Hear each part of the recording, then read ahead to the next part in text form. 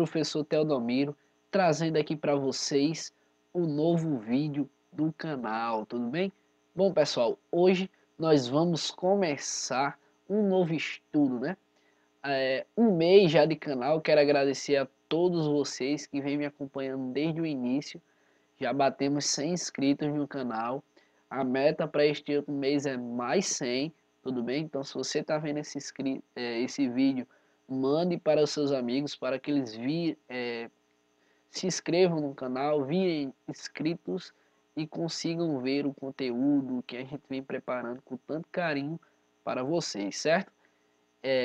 Bom, mês passado, né, a gente viu a questão da teoria dos conjuntos, né, as operações, vimos muita coisa ali, mas foi algo bem básico, só para dar a base para que a gente começasse a falar de conjuntos numéricos, que é a coisa mais linda, né, que a gente gosta, que é a parte que vem número, vai vir conta, que vai vir muita coisa, né, Theo? Mas primeiramente nós precisamos definir estes conjuntos, tudo bem? A gente viu que é um conjunto, a gente viu que é um subconjunto, a gente viu que é a interseção, que é a união, não é isso? Vimos muitas coisas. E agora nós podemos sim falar sobre os conjuntos numéricos, que é a aula de hoje. Vocês já viram o título? Hoje nós vamos conversar sobre o conjunto dos números naturais. Tudo bem, pessoal? Então, o que é o conjunto dos números naturais e que n é esse aí? Esse n é o símbolo matemático. Quando você vê o nzinho assim enfeitado, você já sabe que ali é o conjunto dos números naturais. E quem são, Theo? Como nasceu, como surgiu, né? Tem todo um contexto histórico, certo, pessoal? O conjunto dos números naturais, ele nasceu justamente da necessidade do homem de contar, de quantificar as coisas, certo? Em algum momento da evolução do homem, surgiu a necessidade natural de contar, de quantificar as coisas. E mais tarde, surgiu a necessidade de registrar esta contagem. A princípio, o homem utilizou de procedimentos simples, como coleção de pedras, marcas feitas em ossos e nos dados em corda. A contagem foi um dos primeiros desafios que o homem enfrentou, tudo bem? Então, o conjunto dos números, né, ele nasceu dos números naturais, ele nasceu justamente da necessidade do homem de contar, como vocês estão vendo aí, esse pastor, né, de ovelhas, quando ele ia ali guardar suas ovelhas no seu curral. Como é que ele sabia que todas as ovelhas estavam ali? Como é que ele sabia que não estava faltando nenhuma? Então, ele utilizava, quando ele soltava elas, né, no campo, a cada ovelha que passava, ele colocava uma pedra ali, né, e ficava ali certas quantidades de pedras, e quando elas iam voltar para o curral, né, ele ia retirando as pedras. E se acabasse as ovelhas e faltou alguma pedra, das duas uma: ou ele colocou muita pedra na contagem e se atrapalhou, ou está faltando ovelha e ele vai procurar, certo? Então, são justamente essas necessidades, e a gente também enfrenta isso no nosso dia a dia, certo? É algo muito, como o nome já diz, natural, beleza? Então, primeiramente, uma coisa que muita gente se confunde é a questão de número, numeral e algarismo. Tem umas diferenças entre números, numerais e algarismos. Que diferença é essa, Theo? Número é a ideia de quantidade que nos vem à mente quando contamos. Para cada ideia de quantidade, temos um número associado. E cada número pode ser representado por um símbolo ou nome. Ou seja, um numeral. Então, peraí, Theo. Número, você está dizendo que número é aquela coisa isolada? Exatamente, é aquele símbolo. O símbolo número 1 que você conhece, indo-arábico, é o símbolo, mas não o algarismo, eu estou falando do número, número 1. E ele junto com outros, um exemplo, 1 com 0, né? Ele vai formar justamente o numeral 10, certo? A quantidade do número 1 já vem na sua mente, mas também vem a quantidade da dezena, a quantidade da centena, e assim sucessivamente, certo? E numeral é toda representação de uma quantidade, pode ser falado ou escrito por extenso, certo? Ou um símbolo matemático. Por exemplo, o número 12, ele é um numeral, certo? Porque ele tem 10, certo? Ele tem 10 dezenas, que a gente pode escrever o número 10 e 2 unidades, juntando fica um numeral 12, que a gente pode usar o símbolo 1, 2, né? Como a gente também pode escrever por extenso, e assim sucessivamente. Então, o que é algarismo, certo?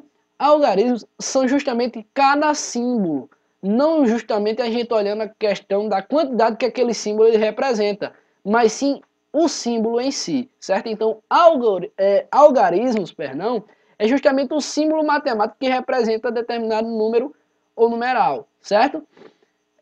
Na sala de João, alguns alunos estão doentes, por isso só compareceram à aula hoje, à aula de hoje, X alunos, que é a representação romana de 10, né?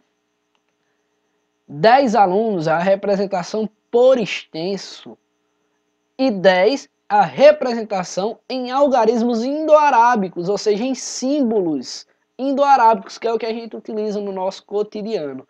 Então, uma coisa que você tem que ter na sua cabeça é que número é diferente de algarismo, beleza? Número é diferente de algarismo. Continuando. N, ou seja, o conjunto dos números naturais, assim a gente lê, é igual ao 0, 1, 2, 3 e assim sucessivamente. Ou seja, são todos os números positivos, beleza? A partir do 0. 0, 1, 2, 3, mas Theo, eu já ouvi falar que tem alguns escritores matemáticos que não consideram 0 como um número natural. Exatamente, também tem alguns autores que não reconhecem, mas aqui nós vamos ter como 0 pertencendo a esse conjunto. Mas, Theo, e se a gente quiser representar o conjunto dos números naturais, com exceção do 0? Nós utilizamos este asterisco, essa estrelinha, né? Ali no, em cima do símbolo N, certo? Para justamente excluir o 0. Então vai ser o conjunto dos números naturais diferente de 0, excluindo a existência do 0. Subconjuntos dos naturais, ou seja, dos números naturais. Dentro do conjunto dos números naturais, a gente consegue definir infinitos subconjuntos. Eu digo infinito porque realmente são infinitos. Por quê? Porque os números naturais ele não para depois do 3, ele continua infinitamente. Então, a gente consegue definir infinitos subconjuntos. E quem viu as aulas passadas viu que é um subconjunto. Um subconjunto é um conjunto que está contido dentro de outro conjunto.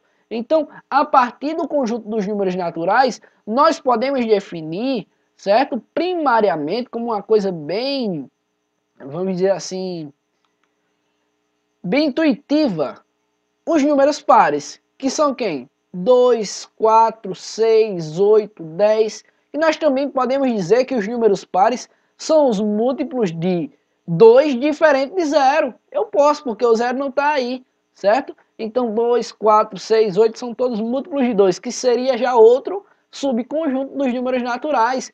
Temos em contrapartida o simétrico ao conjunto dos números pares. Temos também o subconjunto dos números ímpares, que é 1, 3, 5, 7, 9. Em contrapartida, nós também temos o subconjunto dos números primos. E o que é número primo, Theo? Quem lembra aí? Número primo é todo o número que só pode ser dividido por 1 e por ele mesmo.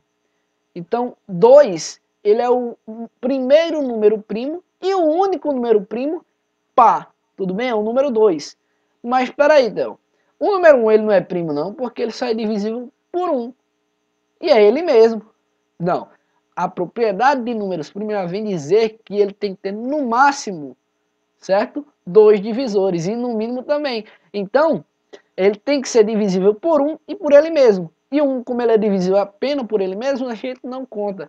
Então a contagem começa a partir do número 2. E aqui eu poderia tirar os múltiplos de 3, os múltiplos de 5 e por aí vai, os divisores, são todos subconjuntos do conjunto dos números naturais, certo? Então, a ideia de subconjunto seria justamente o conjunto que está dentro do outro, ou seja, que está dentro dos números naturais. E você pode ir aí exercitando e pensando quais são os subconjuntos que eu não falou no vídeo, mas que eu sei que tem. Ah, peraí, tem os múltiplos de 7 também, né? Tem tal coisa, tem tal. Então você pode aí analisando essas questões, tudo bem? Alguns sinônimos importantes para resoluções de questões e assim sucessivamente é você ver uma palavra e entender o que é que ela está querendo falar, porque na matemática tem muito disso. Muitas palavras que têm o mesmo significado, sinônimos, né? Então, sucessivo, né? Justamente porque os números naturais, ele a partir do número 1, né, a partir do 0, ele tem a sua sucessão, né, vem 1, 2, 3, e tem o precedente também, que é o antecedente, né, o antecessor. Então, o sucessivo, que são aqueles números que vêm logo após dele, né, pode ser lido também como consecutivo ou sucessor. Pode cair em questões isso, certo? Então, são todos sinônimos de sucessivo. Precedente, né? Precede, vem antes, é antecedente ou antecessor, certo? Pode vir a palavra precedente numa questão e você dizer, peraí, precedente, o que é isso na matemática? É justamente o que vem antes, né? O que precede, beleza? Valor absoluto e valor relativo. O que é isso, Theo? A gente precisa lembrar também que nos números naturais, o QVL é importante. O que é QVL, Theo? Pera. QVL é quadro, valor, lugar. O que é isso? Os números eles têm a sua representação a cada casa decimal. Ou seja, ele tem as unidades, eles têm as dezenas, têm as centenas e assim sucessivamente. Porém, esse é assunto para outro vídeo. Mas é algo bem intuitivo para que a gente também entenda a questão de valor absoluto ou valor e valor relativo, certo? Então, o que é valor absoluto? É aquele que o algarismo, certo? Ou seja, o símbolo numérico, matemático, tem quando está isolado, ou seja, sozinho. Então, se nós tivermos no número 37, o valor absoluto é 3 e 7, ou seja, eu isolando apenas olhando como algarismo, símbolo é isolado, beleza? Número 37. Se eu for olhar o número 37 é algo muito grande, mas quando eu estou falando de valor absoluto, é algo isolado, sem quantificar. Estou isolando aqui, tirando o 3, tirando o 7. Então, valor absoluto vai ser o 3 e o 7, beleza? E assim sucessivamente. E o valor relativo ou posicional, é aí onde vem o QVL, que é o quadro valor lugar. Você vai olhar para um número e identificar qual é a ordem que ele está localizado, ou seja, se ele está nas unidades, se ele está na centena, se ele está na dezena, se ele está na unidade de milhar. Então isso vai também das classes, né?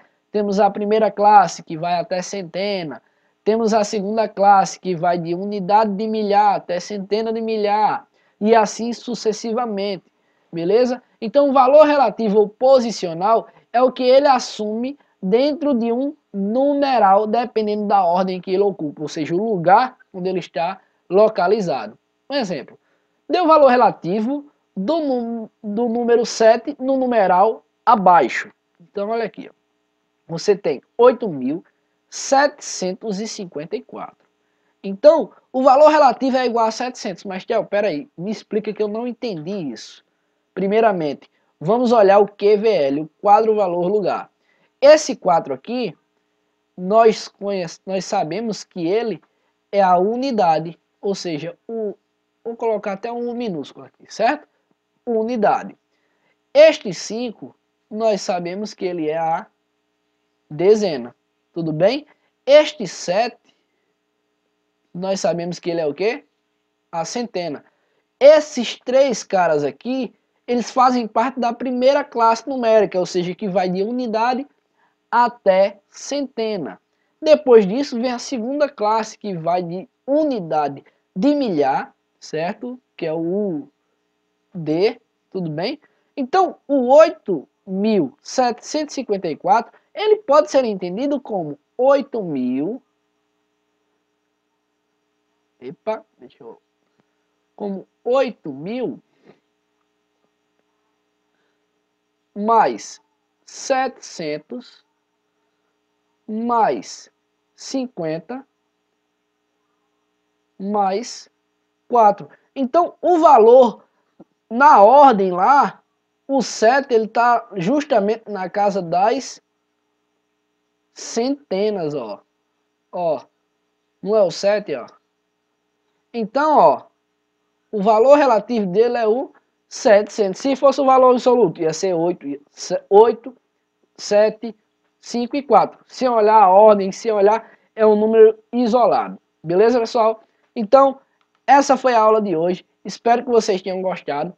Logo mais a gente já vem com outro conjunto, certo? Que é o conjunto dos números inteiros. Então, valeu e até a próxima.